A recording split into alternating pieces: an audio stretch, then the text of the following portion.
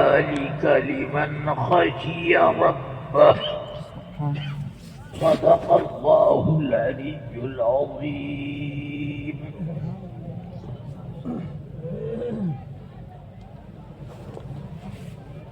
کمال اہتمام اور غایت احترام کے ساتھ سید کائنات صلی اللہ علیہ وسلم کی بارگاہ اقدس میں دل کی گہرائیوں سے نذرانے درود و سلام پیش کرنے کا شرف حاصل کریں. اللهم صل على سيدنا محمد بارك وسلم وعلى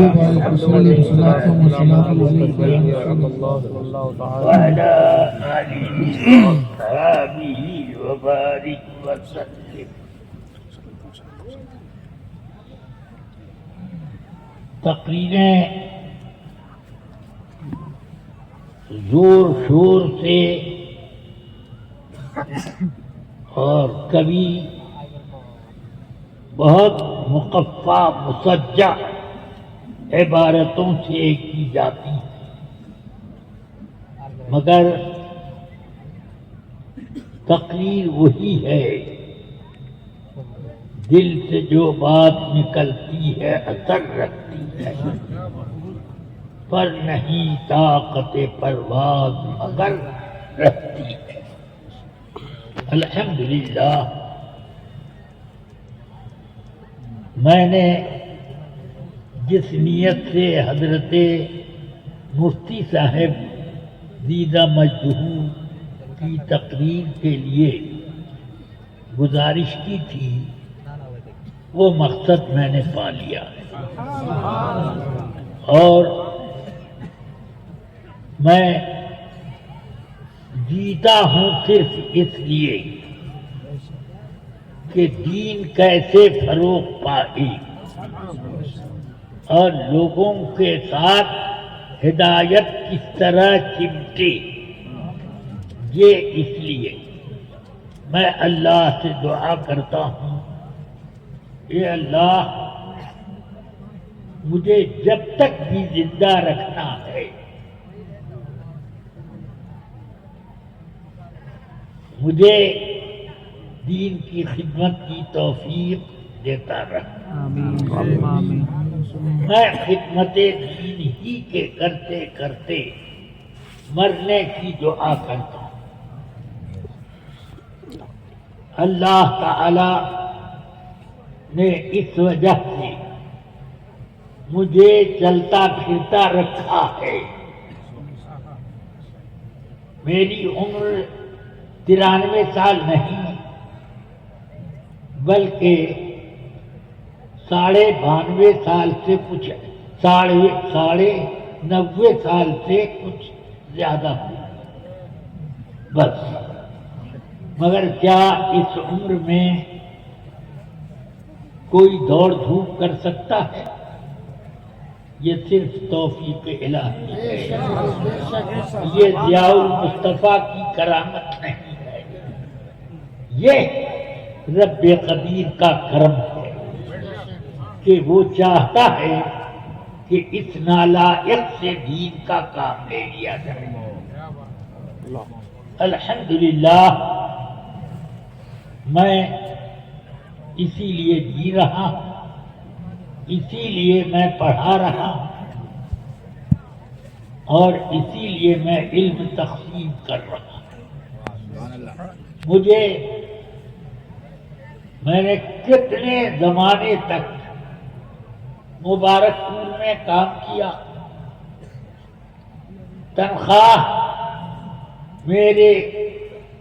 میری پاس بک میں جمع ہوتی نہیں اور میں اس کو فقراء اور غربا میں تقسیم کرتا رہا. سبحان اللہ سبحان اللہ تعالی مجھے پاکیزہ کمائی سے کھانے کی توفیق دیتا رہا.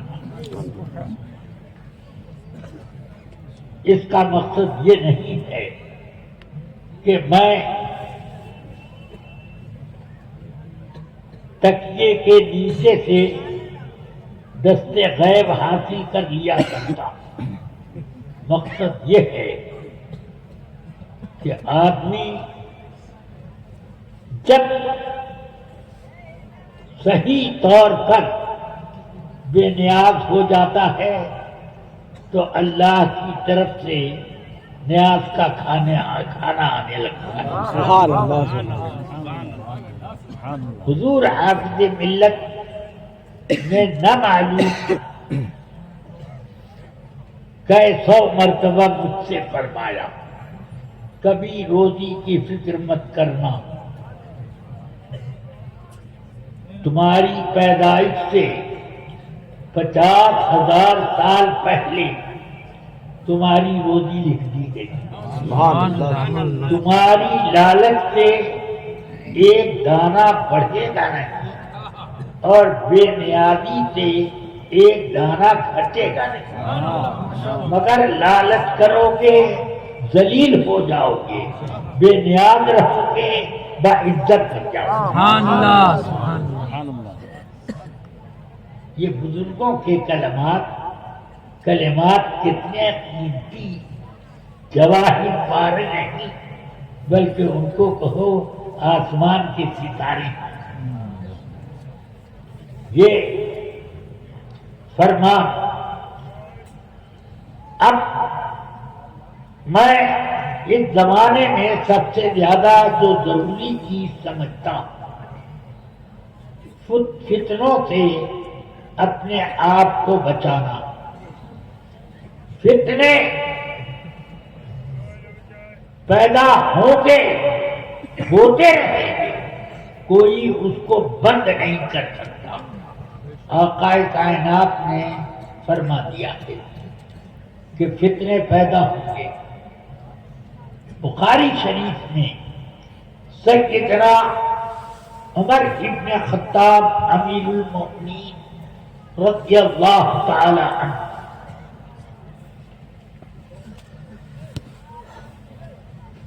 نے ایک بار اپنے عہد خلافت میں صحابہ کرام سے فرمایا، تم میں کون ہے جس نے رسول پاک سے فتنوں کی حدیثیں یاد کر رکھی ہیں؟ حضرت حذیفہ کھڑے ہو گئے، میں فرمایا ہاں تم ہو، انت جریء علی ذلک، اس کام میں تم بڑے دلچسپ تھے، رسول پاک سے قریش کے پوچھتے بھی رہتے تھے کہ اس زمانے کے بعد کیا ہوگا، اس کے بعد کیا ہوگا، اس کے بعد کیا ہوگا، یہ پوچھتے رہتے تھے۔ تو انہوں نے عرض کی، آدمیوں کا وہ فطرہ جو اپنے بچوں پڑوسیوں وغیرہ کی وجہ سے ہوتا ہے، بلا وجہ بچوں کی طرفداری میں پڑوسیوں سے لڑ دیے، یا بڑے پڑوسی کی طرف سے کوئی تکلیف ہو گئی لڑ بیٹھے وغیرہ وغیرہ، تو یہ فتنے۔ تو فرمایا حضرت عمر رضی اللہ تعالی عنہ نے کہ تکفر الصلاۃ والصیام، یہ تو وہ گناہ اور فتنے ہیں کہ نماز روزے سے اس کا کفارہ ہو جاتا ہے۔ ان الحسنات یذہبن السیئات، لیکن میں تو وہ فتنے پوچھتا ہوں تموج کموج البحر، سمندر کے طوفان کی طرح آئی، اور جو سامنے آئے بس لپیٹ کے پھنس لینا، ایسے فتنے۔ تو حضرت حذیفہ کہتے ہیں، امیر المؤمنین آپ کو ایسے فتنوں سے کیا مطلب؟ آپ کے اور ان فتنوں کے درمیان باب مغلق، ایک دروازہ بند ہے، عسى ان یکسر یا ان یکسر قریب ہے کہ وہ دروازہ توڑا جائے گا۔ فرمایا توڑا جائے گا یا کھولا جائے گا؟ تو عرض کرتے ہیں نہیں، توڑا جائے گا۔ تو حضرت عمر رضی اللہ تعالی عنہ بڑی حسرت سے فرماتے ہیں کہ کاش وہ توڑا نہ جاتا، کھولا جاتا، کہ بند کرنے کی امید رہتی ہے۔ اب توڑا جائے گا تو کبھی بند نہ ہو پائے گا۔ حضرت مسعود فرماتے ہیں کہ ہم لوگوں نے حضرت حذیفہ سے یہ حدیث سنتے ہی پوچھا کیا عمر اس دروازے کو پہچانتے تھے کہ وہ کون دروازہ ہے؟ اور کہا وہ دروازہ عمر ہے اور وہ اس طرح جانتے تھے کہ میں ہی وہ دروازہ ہوں، جس طرح انہیں یہ پتا تھا کہ آج کے بعد کل کی صبح آئی، اسی طرح ان کو معلوم تھا۔ چنانچہ امیر المؤمنین عمر فاروق رضی اللہ تعالی عنہ کے دور میں ایک فتنہ اپنا پر مار نہ سکا، مگر ان کے بعد سے جو دروازے کھلے، کیا سمجھتے ہیں آپ؟ سماجیوں کا، مرجیہ کا، کرامیہ کا، معتزلہ کا، خوارج کا، کیسے کیسے فتنے اٹھنے شروع ہوئی، اور آج تک نئے نئے فتنے پیدا ہو رہے ہیں۔ اب ایک نیا فتنہ آج کل موالیوں کا آیا ہے، جو اپنے کو مولائی کہتے ہیں، تعلیل ہے، موالی میں تعلیل کر کے مولائی بن گیا۔ سمجھ گئے؟ اب یہ لوگ عجیب عجیب بات کرتے ہیں، نہ ان کو قرآن سے تعلق اور نہ حدیث سے، نہ فقہ سے اور نہ تصوف سے، کوئی ان کو تعلق نہیں۔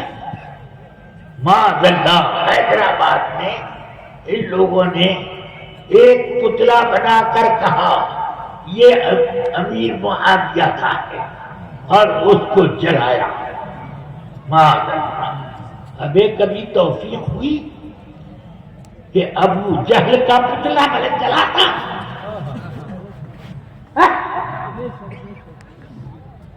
یہ آ گیا۔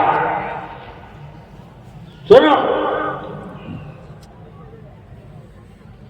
اسلام میں پتلا جلانے کا ایک ہلکا سا بھی شاید جواب نہیں۔ اگر یہ جواب ہوتا تو عہد رسالت سے لے کر اب تک کیوں نہیں بتا یہ اس پر کوئی عمل ہوا؟ اسلام کے دشمن کم تھے؟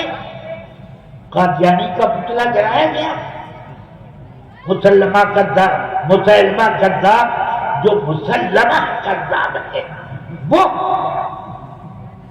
اس کا پتلا جلایا گیا، اسود انسی کا جلایا گیا۔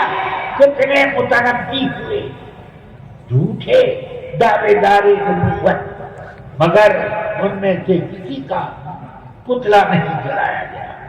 ارے ان کے لیے تو وہ خود جلائے جانے والے، تو ان کے بدلے میں کچھ دوسری چیزوں کو پتلا کا نام دے کر کیوں جلائے گئے؟ جس کو جہنم میں جلنا ہے اس کو جلاؤ، نہ یہ۔ اور امیر معاویہ سبحان اللہ کاتب وحی کی کتابت کا کام اسی سے لیا جا سکتا ہے جو پہلے کرے دیانت، جو پورا امیر حق امیر۔ سمجھ گئے؟ ایسے لوگوں یہ وہ ہیں کہ جو رسول پاک کے صحابی اور صاحب کرام ام المومنین ام حبیبہ کے بھائی ہونے کی وجہ سے ان کو ماموں کا درجہ دیا گیا. سبحان اللہ. کہ وہ اب یہ قرآن بھی یاد نہیں ہے کہ اللہ نے قرآن میں فرمایا کُلًّا وعد اللہ الحسنى. سمجھ میں آئی بات؟ جہالت بہت بڑا فتنہ ہے اور اسی جہالت سے یہ نئے نئے فتنے اٹھتے رہتے ہیں. مجھے بہت افسوس ہوتا ہے کہ کچھ خانقاہوں میں اب مولائیت والے فتنے گھس گئے اور کچھ بے خبر ہیں مگر اس بے ہوشی میں ان سے بھی کچھ جملے نکل جاتے ہیں. کیا ضرورت تھی آپ کو یہ کہنے کی کہ علی پہلے نمبر پر بھی ہے چوتھے نمبر پر امامت کے میں پہلے نمبر پر خلافت میں چوتھے نمبر پر. یہ کہاں سے امامت ایک خلافت کے علاوہ چوبا نکلا؟ کم سے کم باہر سے کیا تو پڑھنی ہوتی کہ امامت کبریٰ خلافت چھوڑ کر کے. بے شک بے شک. یہ تو پڑھ لیا ہوتا. جو امامت ہے اگر وہی امامت لینا ہے تو رسول پاک نے اپنے دنیا کے آخری دور میں جس کو امامت عطا فرمائی وہ ابو بکر صدیق. تو امامت سے بھی پہلے اور وہی خلافت ہے اور یہی اشارہ ہے. بہرحال یہ سب چیزیں ہیں. کچھ ہمارے اپنے لوگ بھی بے خبری میں کچھ باتیں کہہ جاتے ہیں. اللہ تبارک و تعالی ہمیشہ ان کو خبردار ہے. رفیقان میں نے ایک آیت پڑھی رضی اللہ عنہم ورضوا عنہ ذالک لمن خشی ربہ. ایمان اور اعمال صالحہ والوں کی طرف انہم کی ضمیر راجع تو ان سے اللہ راضی ہے اور وہ اللہ سے راضی ہے. ذالک لمن خشی ربہ. یہ منصب ان لوگوں کا ہے جو اللہ کی خشیت اور اس کا خوف اپنے دل میں رکھتے ہیں. اب کون خوف رکھتا ہے؟ قرآن مجید کی دوسری آیت میں ذکر ہے انما یخشی اللہ من عبادہ العلماء. اللہ کی خشیت صرف علماء ہی کے دل میں ہے. انما کا یہ قصر اور یہ تخصیص اس بات کی دلیل ہے کہ اللہ تعالی نے بے علم کے یا علم کی کمی پر خشیت کی کمی اور بے علم کے خشیت کا فتاق کی طرف اشارہ کیا. اس لیے میں کسی مسلمان کو جاہل نہیں سمجھتا. کم سے کم اس کو ایمانیات کا علم تو ہے, اللہ کا جانتا ہے, رسول کو جانتا ہے, قرآن اور قیامت کو جانتا ہے, تو جاہل کرتا ہے کیسے کرے. اسی لیے مفتی صاحب بیٹھے ہیں, میری تصدیق الجواب و صحیح ان سے کر سکے. ہاں, فقہاء کرام نے لکھا ہے کہ اگر کسی مسلمان کو کسی نے جاہل کہا تو اس کے لیے تعزیر ہے, تعزیر یعنی سزا اس کی قاضی کے ہاتھ میں ہے، جو سزا مناسب سمجھے وہ دے دی، سمجھ رہے ہیں؟ یا کم سے کم ڈانٹ دے، یہی کہتے کہ آپ جیسے لوگوں سے اس طرح کا لفظ بولنے کی امید نہیں، ہاں یہی بولتے، مگر کچھ سزا تو ہوگی۔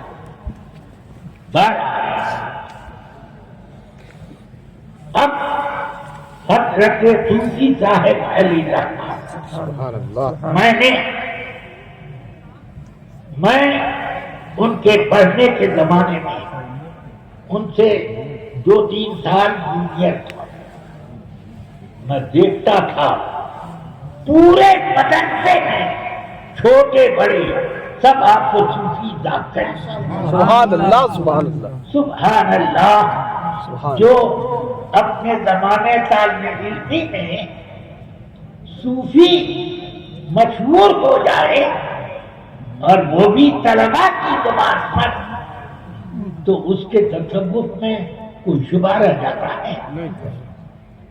بلکہ کئی مرتبہ میں نے حضور حافظ ملت سے بھی سنا، فرماتے تھے بھائی صوفی صاحب کو بلاؤ۔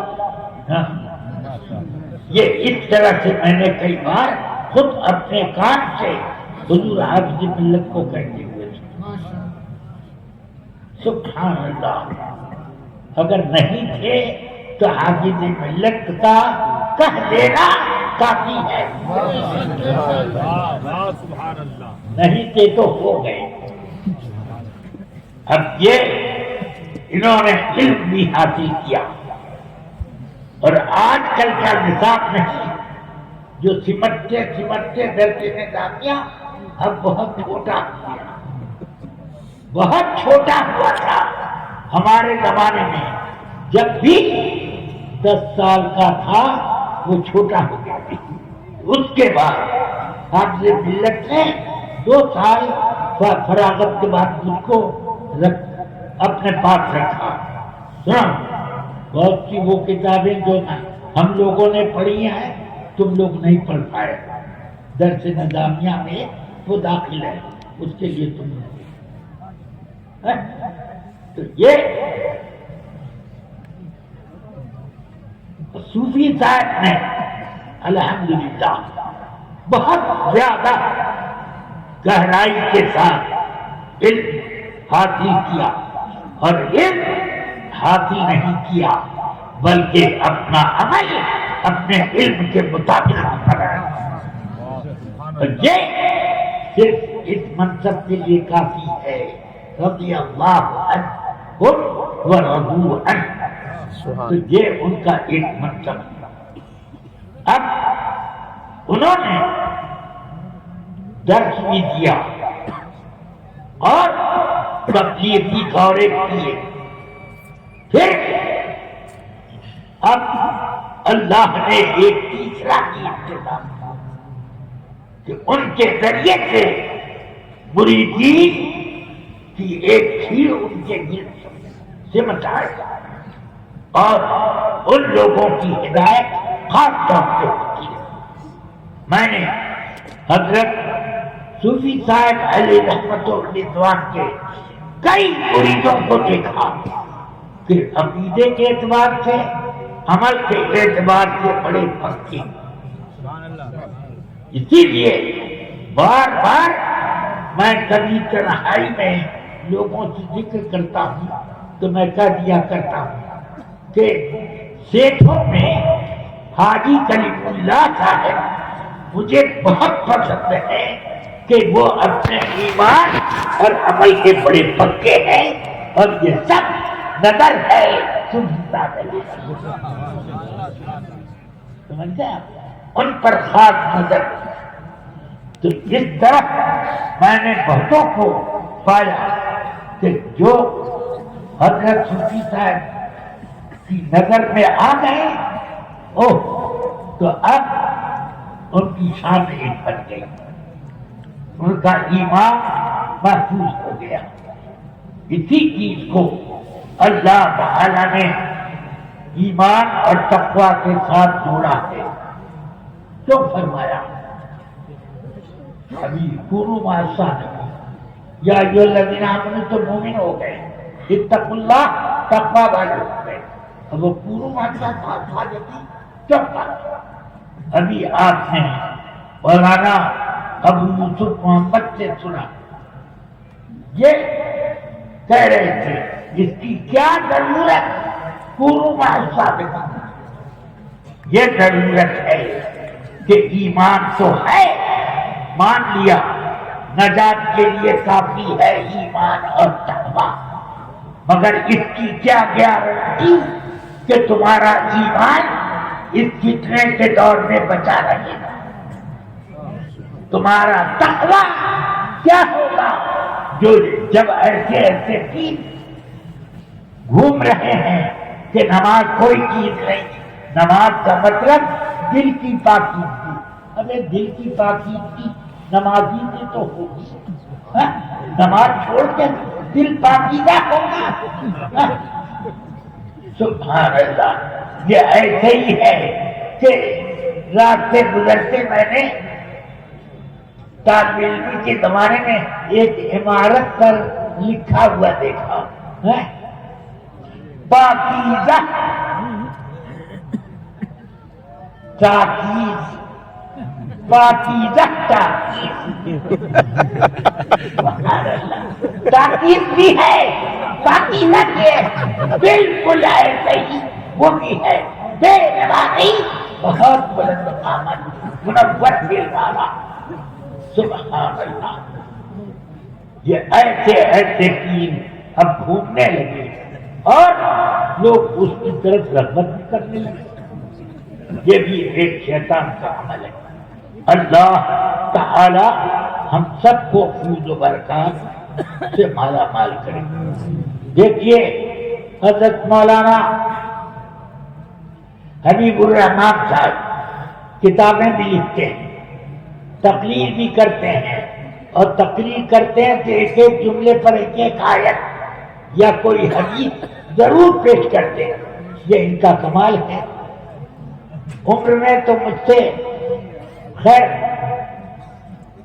مجھ سے یہ کچھ باتیں ہیں، مگر داڑھی ان کی مجھ سے بہت زیادہ تھی، سمجھ گیا آپ؟ اللہ تبارک و تعالی ان کے دل میں بھی برکت دے اور ان کے فیضان کو بھی خوب تقسیم کرے۔ اس زمانے میں فتنوں سے بچنے کا اگر کوئی طریقہ ہے تو صرف اور صرف اعلیٰ حضرت، ان کی محبت جس دل میں ہے اس دل میں کوئی فتنہ میرے اعلیٰ حضرت، سبحان اللہ۔ ارے دل کی بات کیا کرتے ہو؟ دروازے پر لکھ دو اعلیٰ حضرت، باب اعلیٰ حضرت، کوئی وہابی آ جائے گا، کوئی رافضی آئے گا، قادیانی آئے گا؟ واہ، دروازہ ایک بے جان کی، اس پر اعلیٰ حضرت کا نام لکھ دو تو فتنہ بھاگے۔ اور دل سبحان اللہ مرکز روح ہے، اور وہاں اگر اعلیٰ حضرت آ جائیں تو اب وہاں کسی فتنے کا گزر نہیں ہو سکتا۔ ہاں، اس زمانے میں ابلیس کا اگر کوئی توڑ ہے تو اعلیٰ حضرت کا نام ہے۔ اس لیے میں اعلیٰ حضرت جانتا ہوں، یہی جانتا ہوں، میں اپنی بھی حفاظت ضروری سمجھتا ہوں۔ جو جتنا بڑا ہوتا ہے شیطان اتنا ہی بڑا حملہ اترتا ہے، سمجھ میں آیا؟ تو اس لیے میں ہمیشہ اعلیٰ حضرت ہی کو مانتا ہوں، اور میں یہ جانتا ہوں کہ وہ سرکار غوث الورا کے نائب اور ان کی نعمت ہمیشہ چلتی رہے گی۔ اللہ تعالی ان کے فیض و برکات سے ہم اہل سنت کو ہمیشہ آمین آمین۔ کچھ ہمارے مدرسے کے مولوی لوگ اتنے آزاد خیال ہو گئے کہ کیا دن رات سب آپ لوگ اعلیٰ حضرت مسلک اعلیٰ حضرت یہ سب سے نئی نئی چیز نکالی. یہ اس طرح کی باتیں ہمارے بڑے بڑے مدرسوں کے لوگ بھی ایسے ہیں. کچھ لوگ ایسے ہیں کہ اعلیٰ حضرت کے فتووں کے جواب میں فتوے لگتے ہیں. حالانکہ وہ میرے شاگرد ہیں اور ان کے فتوے کا جواب ہم نے لکھ دیا, وہ پڑھ کر کے رکھ دیا. ہم نے جو بات کہی ہے وہ بہت مضبوط ہے. ابھی تو مضبوط ہے کہ اس کا جواب دیں. وہ جواب حضرت تاج شریعہ نے لکھا اور نہیں ٹیلی فون کیا ہے, استفادہ ہے. لا الہ الا اللہ. ایک آدمی آیا گیا بھی نہیں اور استفادہ ہو گیا. ایسے اعلیٰ حضرت نے لکھ دیا کہ ٹرین میں نماز ناجائز ہے, فرض نماز واجب نماز. کیونکہ ان نمازوں کے لیے فقہائے کرام نے یہ لکھا ہے کہ استقرار علی الارض شرط صلاۃ فرض ہے. سمجھ میں آیا؟ ٹرین مستقر رہتی ہے زمین پر. ارے جب کھڑی ہو جائے گی اسٹیشن یا کہیں بھی تو کھڑی ہو گئی تو مستقر ہے جیسے چوکی رہتی, تب پڑھ لو تو کوئی بات نہیں. مگر چلتی میں یہ آپ کو شوق اتنا اہمیت دینے لگے یہ لوگ کہ جب تک ٹرین کھڑی تھی پڑھنے کا انتظام تھا مگر نہیں پڑھ جب چل دی. کیا مطلب؟ اعلیٰ حضرت کا فتویٰ ہم اپنے عمل سے بھی غلط بتا اتنی جرأت بڑھ گئی. اور میرے حافظ ملت فرمایا کرتے تھے صدیوں اعلیٰ حضرت کا صدیوں پہلے اور آگے بھی پتہ نہیں کب تک اعلیٰ حضرت کا جواب نہیں پیدا ہوگا. وہ ہے اعلیٰ حضرت کہ اس وقت کے علماء حرمین تجمعین جن سے سلطنت عثمانیہ کے بادشاہ اور وہ اس کے بعد دور چلانے والے وہ حرمین تجمعین کے علماء سے ڈرتے تھے, ان کا ادب کرتے تھے. اس وقت کے علماء نے اعلیٰ حضرت کو لکھا معجزۃ من معجزات سید المرسلین. لکھا کہ رسول پاک نے اس زمانے میں ایک معجزہ ظاہر کر دیا ہے جس کا نام ہے احمد رضا. آیۃ من آیات رب العالمین, اللہ کی دلیلوں میں سے ایک دلیل ہے. اس وقت کے علماء نے یہ بھی لکھا کہ اگر ابو حنیفہ ان کو پا جاتے تو اپنے بزرگ شاگردوں کی سب میں بٹھاتے. امام ابو یوسف, امام محمد, امام ظفر, امام حسن بن زیاد, حضرت امام عبداللہ بن مبارک, داؤد طائی, ایسے ایسے بڑے بڑے بزرگوں کے ساتھ. سمجھ میں آ رہا؟ یہ ہے اعلیٰ حضرت.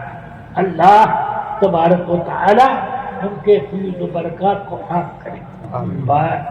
یہ ارے فتاوی رضویہ اور اعلیٰ حضرت کے فتاوے تو الگ ہے. خدا کے قسم صدر شریعہ نے جو بہار شریعت دی ہے اس کے بغیر کوئی حدیث نہیں اٹھتا, فتوی نہیں دیتا, چاہے دیوبندی ہو چاہے سنی, سب لوگ اس سے فائدہ اٹھاتے.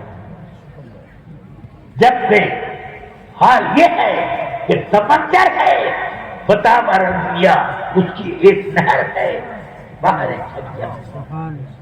سمجھ گیا؟ تو اس لیے آپ اس کو کیا اعلیٰ حضرت کو کیا جانے؟ الحمدللہ کچھ ہم لوگوں کو کچھ سمجھ میں آتا ہے.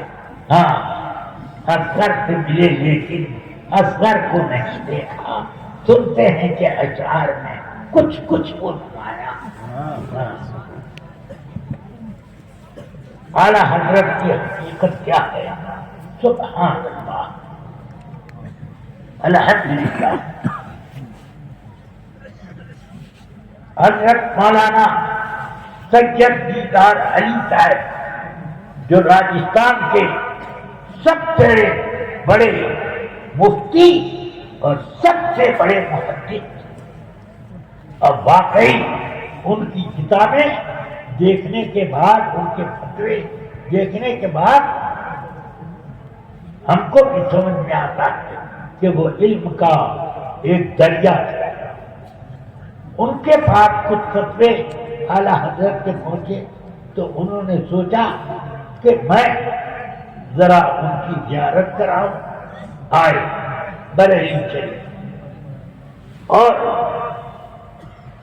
جب وہاں پہنچے تو دیکھا کہ مسجد جو اعلیٰ حضرت کی ہے اس میں وہ نماز پڑھا رہے ہیں.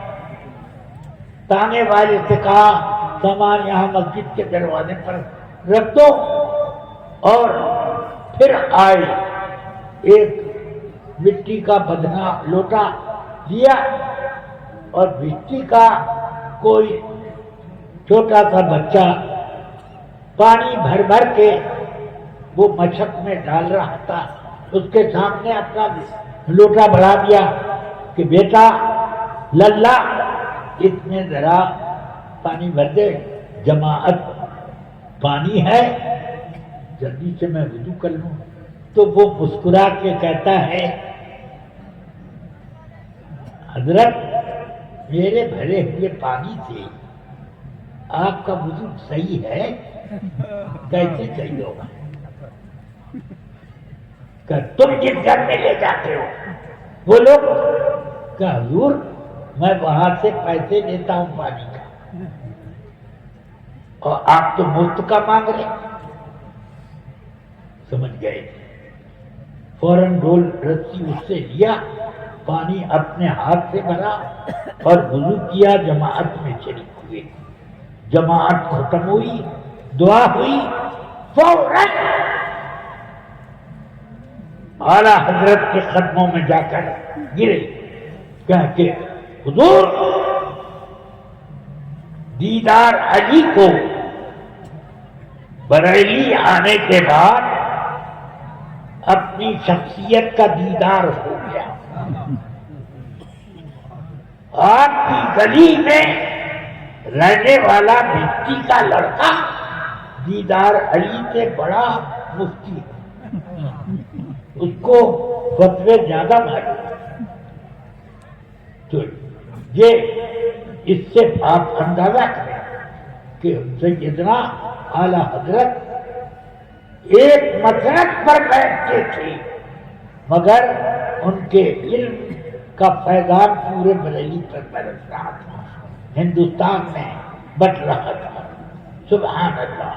ایک وراثت کا فتویٰ تھا، 80 علماء کرام کے دستخط کے ساتھ وہ اعلیٰ حضرت کے والد صاحب کی خدمت میں تھے. انہوں نے فرمایا یہ لے جاؤ بغل میں یہ کمرہ ہے، اس میں بیٹھے ہوئے ہیں مفتی صاحب، ان سے جواب لکھواؤ. پھر وہ واپس آیا، کہنے لگا حضور وہاں کوئی مفتی نہیں. کوئی نہیں ہے؟ ہاں ہے، ایک صاحبزادے ہیں. تو کہ وہی مفتی صاحب، ہاں وہ اعلیٰ حضرت تھے.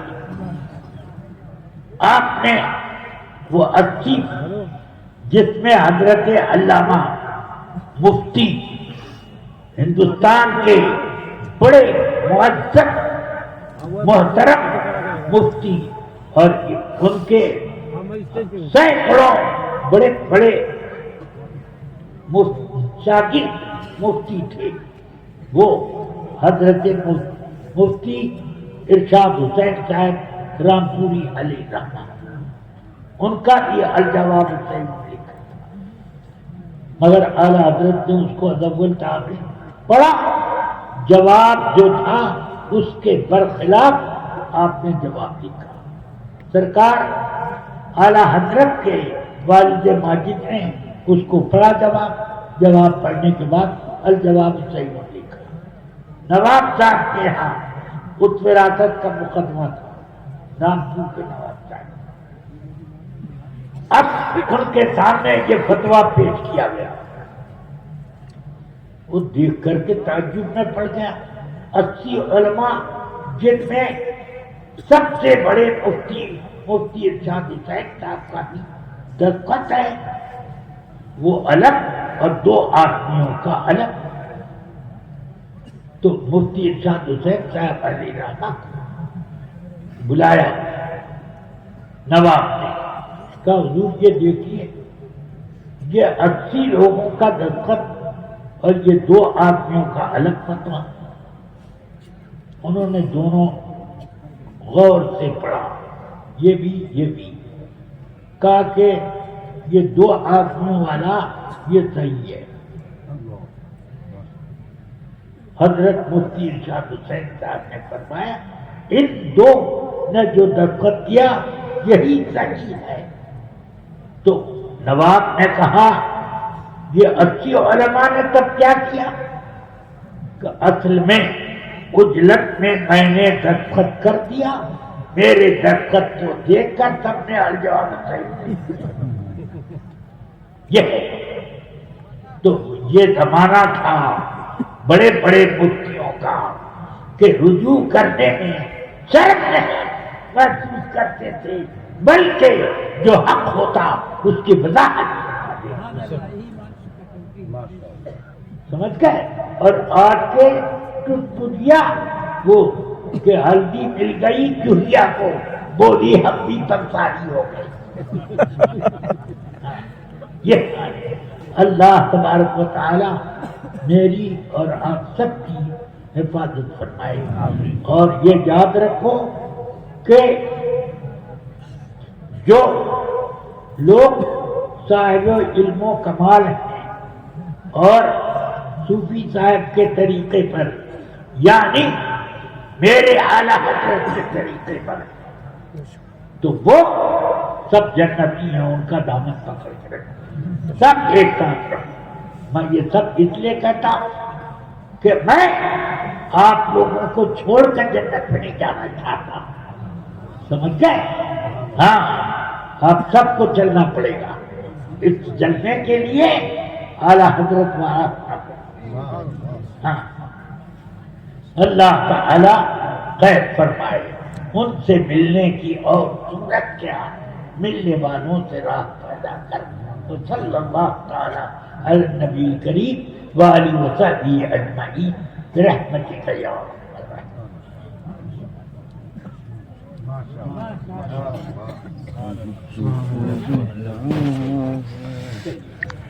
الراحمین۔